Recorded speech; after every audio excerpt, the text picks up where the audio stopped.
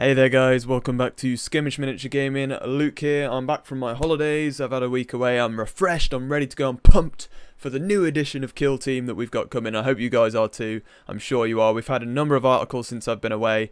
Probably today when I release this video we might even get an announcement that next weekend or the weekend after we will get the new Kill Team starter set up for pre-order. You guys will have seen all this by now, probably seen the cinematic trailer. If you haven't, I suggest checking it out. I wanted to put this video together to catch up you guys, whether you've read the articles, whether you haven't read the articles, whether you know nothing about the new Kill Team edition as of yet, or you know everything. Either way, I'm sure you'll enjoy this video. I'm compiling the articles together and the information that you guys need to know as to what we know about the new edition of Kill Team and how it's going to kind of play, and everything we know about what's coming out for it, ready for when it drops.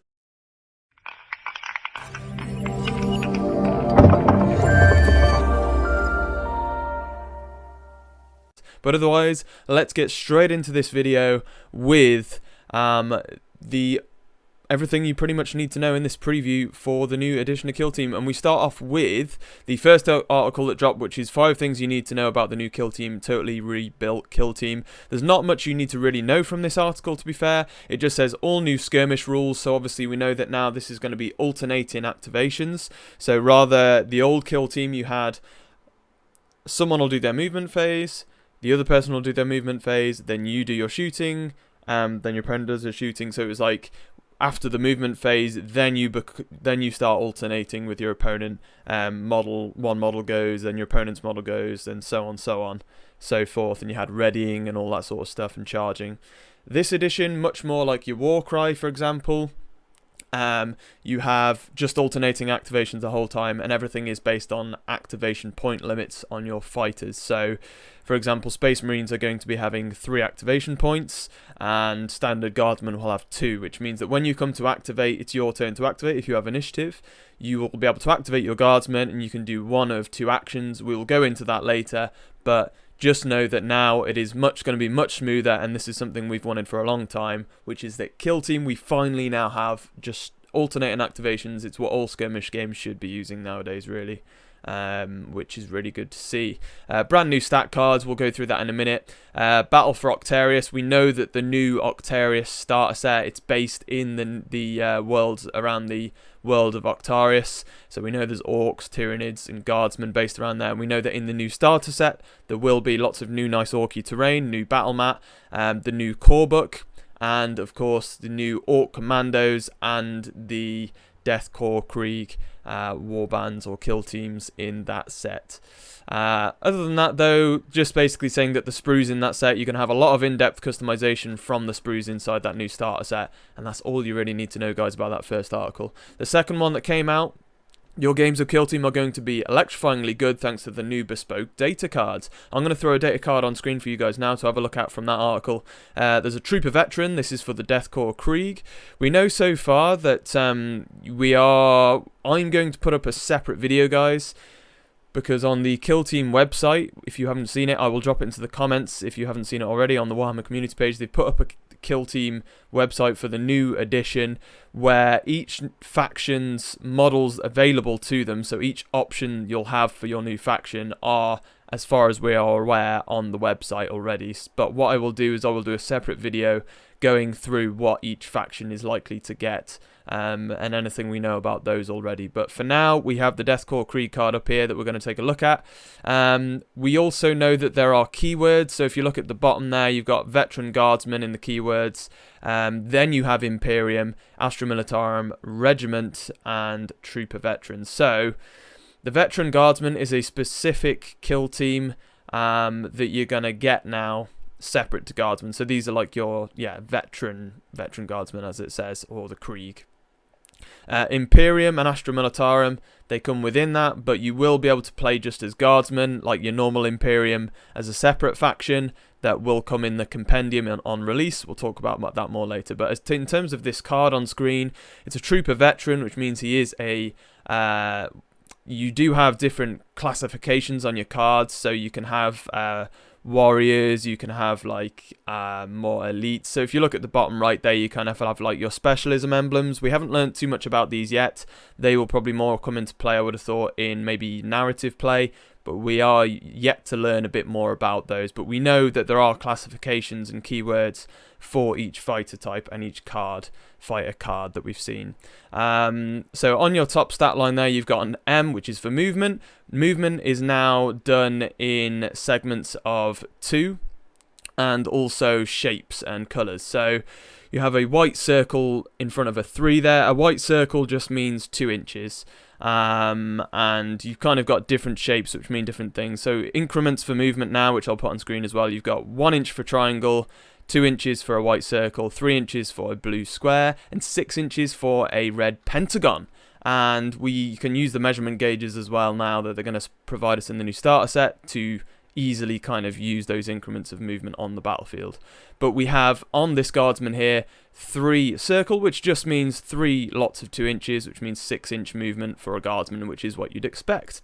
APL, action point limit, this is what we explained earlier. So guardsmen just have 2 action points. This just means when you come to activate, you get to use 2 actions. Space Marines, etc. have 3. We'll talk about that a little more later on. GA, as far as we're aware, is group activation. So we're not quite sure how this is going to work yet, but we have an idea that there's going to be some rules where you can actually activate a number of, say, guardsmen, if you're playing veteran guardsmen, within a certain range of each other at the same time, maybe. And this might mean that you can activate 2 models at the same time or something like that, but we'll have to wait and see. Then going on to the bottom stat line there, you got the defense for DF. Defense is 3 for your trooper veteran. I'll go through what that kind of means later. Your save is 5+, so we do still have saves for shooting, but not for combat. Like I say, we'll go through that more later in depth. Wounds, 7 wounds on your trooper veteran here. A lot of the bigger models tend to have 12 odd wounds, something like that, and the Space Marines going up to more 16, 18 wounds, stuff like that, and your Custodes, Marines and things like that. But we're yet waiting to see more of the stat cards to see just the kind of range of wounds. But 7 seems to be one of the lowest so far. So more like your war crime models and things like that in stat lines. There's going to be a lot more damage output, and therefore each model is going to have more wounds. And they've obviously got rid of the injury roll and all of that from the old edition of Kill Team, which is going to make the game far smoother and better to play through, and easier to play through as well and understand. Then below here you obviously have your weapons. You have separate weapon profiles. The Lasgun there is obviously ranged. You get 4 attacks with it, meaning 4 dice.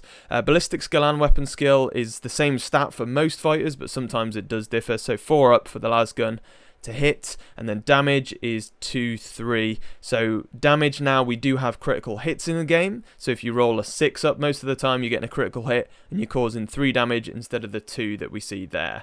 Bayonets, close combat weapon, melee weapon, 3 attacks, 4 up to hit, 2-3 damage on your hit and critical hit ratio there again. Abilities and unique actions, we will get these for fighters. We've seen some other fighter cards as well where we get these unique abilities and unique actions that you can use as a separate action from one of your activation points, instead of doing one of the standard actions from the rulebook, but we will go through that in a moment more so. Otherwise, that is a little bit on movement, how movement works there, guys, and how a stat card is laid out. But what we'll do, we'll go straight over here to the next article, which is how shooting works. Shooting, very simple really, as we've just been through there with one of our shooting stat lines. For example, most weapons, if they don't have a range, so we see for the Lasgun here that I've put on screen, there's an SR stat. There is no SR stat. So this basically just means that your Lasgun has unlimited range on the table. So cover might make a difference, obviously, but otherwise you can always see your opponent on the other side of the board so long as you have line of sight, which is going to make a big difference, obviously, in the new edition and make shooting very interesting indeed. Some weapons, though, such as las pistols and flamers, obviously, will have a range on them under this stat line. So RNG red pentagon here, we know that is slightly shorter range than just unlimited across the table. So if it has range and then a shape, you know what you need to measure out for that weapon's range profile. Some things such as flamers and whatnot, we have seen that they've got a range red pentagon and then a torrent circle. Torrent white circle. This just means that you're going to hit everybody within that range of you. of where you've hit essentially. So it says range red pentagon, then torrent white circle. So it means you're going to hit everybody within range of that target.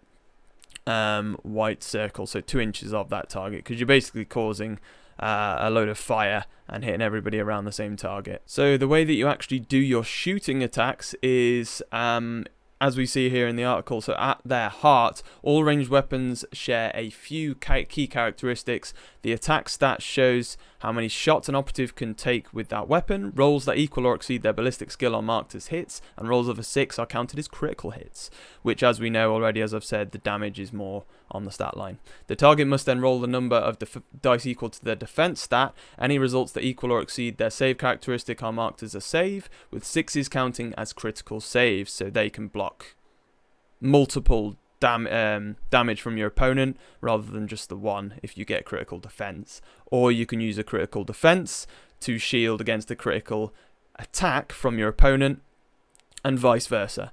Once all dice have been rolled, the attacker's hit rolls and the target saves are compared. Crucially, critical hits can only be blocked by 1 critical save or 2 standard saves, as any hits that aren't cancelled by a save apply their damage to the target's wounds.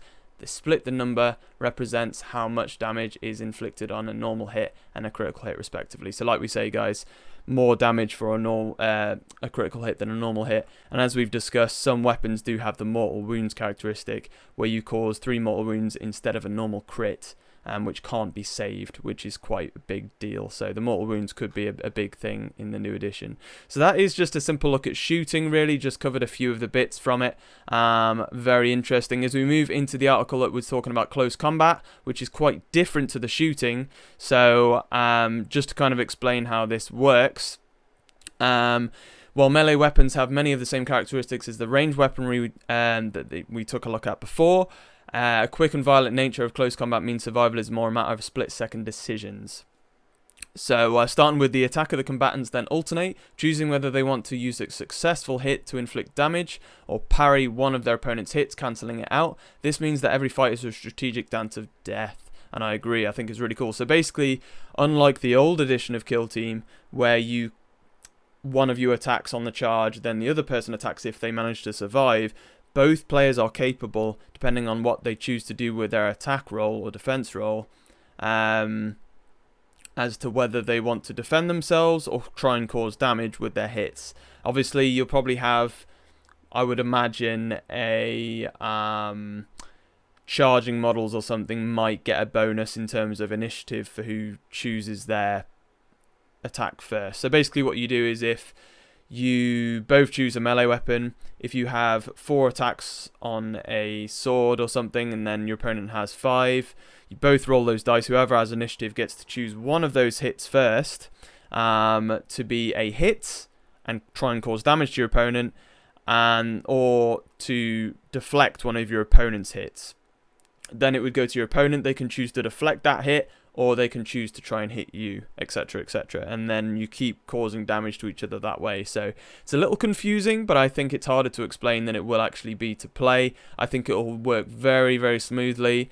One important thing to obviously note there is that there are no armor saves in combat. It's just your attack versus your opponent's attack. Deadly indeed. And of course, critical hits do make a difference as well. We see here with this power weapon that it's a lethal 5+, meaning that your critical hit is on a 5+ instead of a 6+, and we've seen this on some ranged weapons as well. It's going to be very interesting indeed, being able to, I know for a fact that in Warcry, for example, boosting your number of attacks to get more chance of getting crits is a big deal in Warcry. I can see this being now a big thing in Kill Team as well. Any models that have a high, very high crit rate or high critical damage are going to want to boost their attacks massively and spam those kind of lists to be able to cause a lot more damage or have more chance of causing more damage, very much like in Warcry. So that's one similarity I would draw there. But that's pretty much your combat there, guys. Very interesting, pretty lethal back and forth fights. Indeed. We then had another article here which was to do with the activation rules. We've talked on this a bit already, so I won't touch on it too much. However, we've said already you have the action point limits. However, we do have a table here that shows the actual actions you can use. So you've got a normal move for 1 action point, move the active operative up to its movement. Charge for 1 AP. Note that this is a different action, so if you want to use 2 actions, you can only use the same action most of the time once. So if you have 2 action points or 3, you have to use different action each time you activate your model. So if you are doing 2 actions, you can normal move and charge. A charge is 1 AP as well. Move the active operative to within engagement range of an enemy. So you could move 6 inches with a guardsman and then charge them in for another AP if you wanted to, and your turn would be up. Because you need an extra AP to actually fight. So you're only going to see Marines moving up, then charging and fighting in the same turn, or maybe other models that we haven't seen yet with their stat lines. Shoot for 1 AP, pretty obvious. Fight for 1 AP, pretty obvious there as well.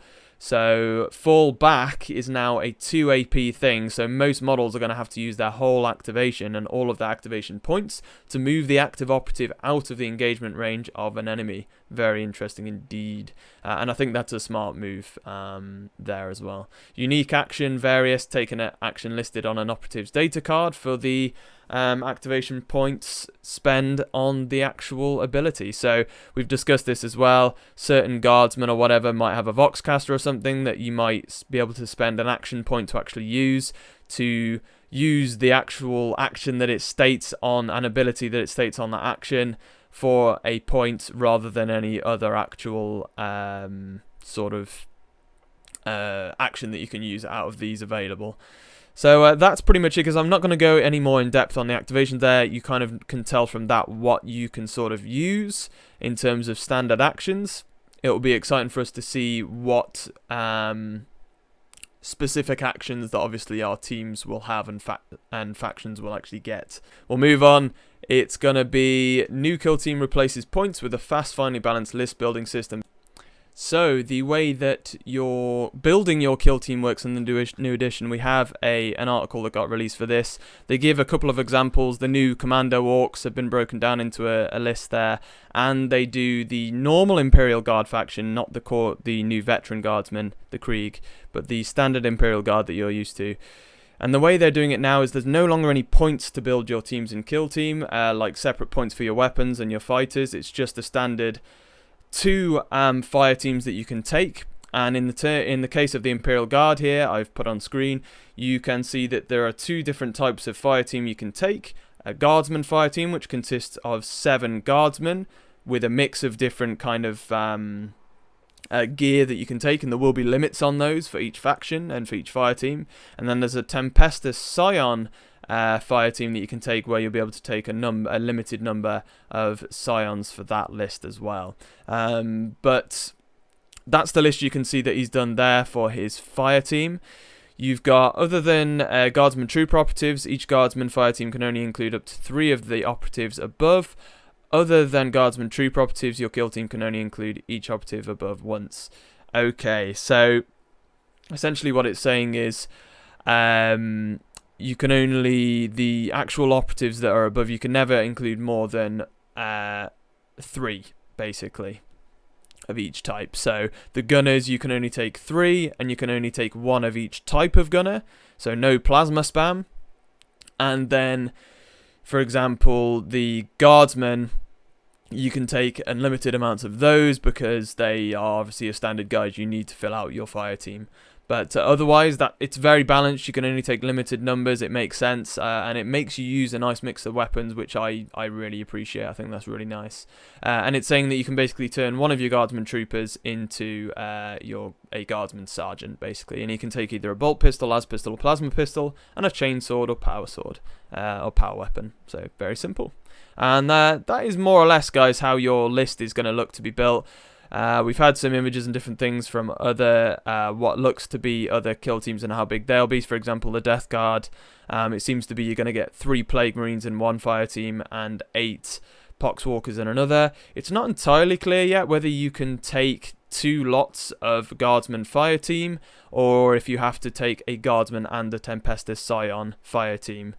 for your total. It's a bit hard to kind of say with that, but it will be interesting to see in the future how that will actually work. But looking forward to kind of seeing how that plays out.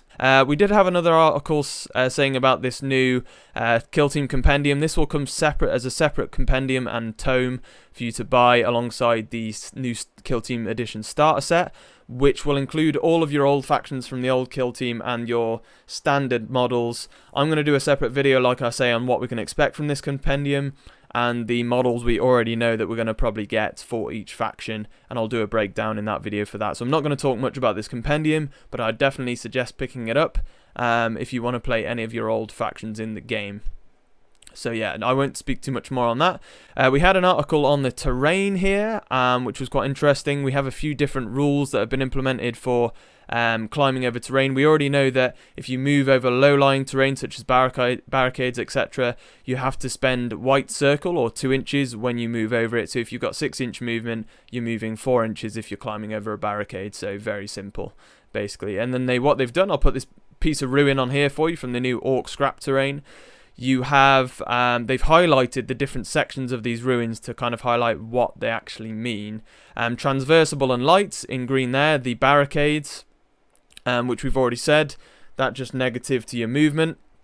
The front of the ruins are heavy.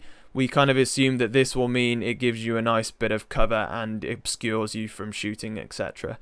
The red platform here is a vantage point. So we've got a little thing here that says a vantage point is a terrain feature with a vertical element, i.e. a level higher than the floor of the kill zone, that operatives can be placed upon. If a part of a terrain feature is not defined as a vantage point, operatives can climb over or traverse it, but they cannot finish a move or be set up upon it. So there you go. Basically what you'd expect from a vantage point, kind of boosts your cover and your shooting and whatnot and makes it harder to be shot at, which works nicely, and it looks like cover hopefully is going to work quite nicely. Low-lying terrain such as this kind of low-lying scrap terrain that comes with the Orc set, you have to introduce the scramble rule, so an operative cannot climb, or a model cannot climb over this part of the terrain feature. Instead, they must scramble over it. To do so, an operative must perform a scramble over or charge over action. Which is going to be very, very interesting and on how that is going to work. So we'll have to wait and see what those kind of moves will actually be once the more information comes out, or we get hold of the actual core manual or rulebook. But it looks like it's basically just going to make it harder to move over, and maybe you might have chance of taking damage, etc., which is pretty interesting. But that's a little sum up of some of the terrain stuff we know about the terrain, guys, and movement over terrain. Very simple, and it looks like anyway in this gathering from this new set and how much terrain we're going to get in it, that you want your kill team battlefields to be super packed with terrain, as that's going to really help with how the game will flow. So with match play in the new edition, from what we've seen so far, there are going to be 9 critical operations available to play, or match play missions is essentially what that now means, in the new core book in this new starter set, or if you want to buy the core book separately. And it's looking, I mean, 9 missions from the get-go, that's great. We only had, maybe 4 or 6 or something match play missions in the old one, and it's kind of what you'd expect. Sort of we've got these general mission objectives, so you could have a number of objectives on the battlefield and you might have to just try and hold them. Some of them, such as consecrate ground here, you have to spend an action point to actually control it, such as an objective, such as like King of the Hill kind of thing. So if you have more models on it, you have to spend an action point to actually control the objective, and if you control it at the end of your turn, then you'll get a point for your team, etc. The other thing that they're introducing is you get a wide choice of secondary objectives to take for each game in secret, which is slightly different to some of the things that how we've played the original kill team, is that you reveal them to your opponent, but they've gone back to them being secretive here. So you secretly choose a secondary objective as well that will benefit your faction for that specific game, aside from the primary objective, which I think is great that they finally brought in some secondary objectives to the actual core rulebook and match play games, and we've got 9 to choose from. It looks like, I mean, we might get secondary objectives that are just unique to each faction in this new compendium as well. That would be pretty cool. We'll have to just wait and see with that, but I think that will maybe slightly unbalance the play if they do that, so it's going to be interesting to wait and see. They haven't said anything about that yet though. But if you want to see more of the examples of the different mission types and secondary objectives to choose from, go and check that article out on Warhammer Community as well. In terms of narrative play though, if you've played Warcry, you'll be very familiar with how this is going to work. It's pretty much been translated over.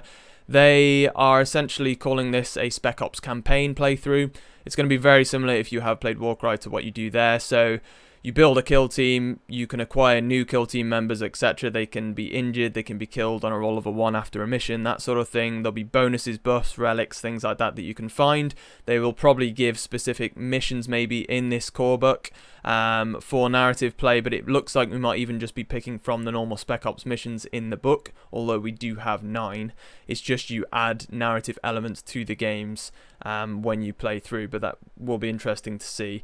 There also is though a new addition which is pretty cool, which is that you have a base of operations that you can upgrade throughout your campaign for your Spec Ops team, to give a bit of backstory to them and to give them a central base of operations for you to go out on these Spec Ops missions to achieve your goals and whatnot. So if you want to create your own story, I'm sure when Octarius, the starter set, comes out, there will be a set narrative structure to follow in and around Octarius with your new models from the starter set. We'll probably do a playthrough of that on this channel, so keep your eyes out. But there isn't much else to really say, guys. A bit disappointing that they haven't really given us much more on it in this article. I'm sure we'll find out more. We'll talk about it all in the reviews, obviously, once they drop the new kill team. But other than that, we're just waiting for more information, really, and the pre-orders will probably be going up even right now when this video comes out. So get your pre-orders in, guys, and I can't wait to get covering the new edition. I'll be back soon with more kill team updates. Hope you found this video interesting and, of course, helpful to update you on the new kill team, and if you haven't looked into it yet, hope you are really pumped for it, because I certainly am. I can't wait for the new edition to drop and for us to get playing with all the factions to see how they do, to cover it for you guys and give you guys all that juicy entertainment and that juicy kill team goodness. Otherwise, guys, make sure to throw that like on the video, leave me comments down below, let me know if you're buzzing for the new edition, what faction you're going to be playing, and feel free to ask any questions about the new edition. I'm here to chat to you guys about that, and of course all those comments are important, guys. Helps boost the videos, but make sure to subscribe. Hit that subscribe button down below the video, ready for the new kill team content to drop. Whatever we're gonna do in the future, you'll be ready to be notified for it. But otherwise, guys, thanks for watching, and as always, for you guys who have made it to the end of the video, happy skirmishing.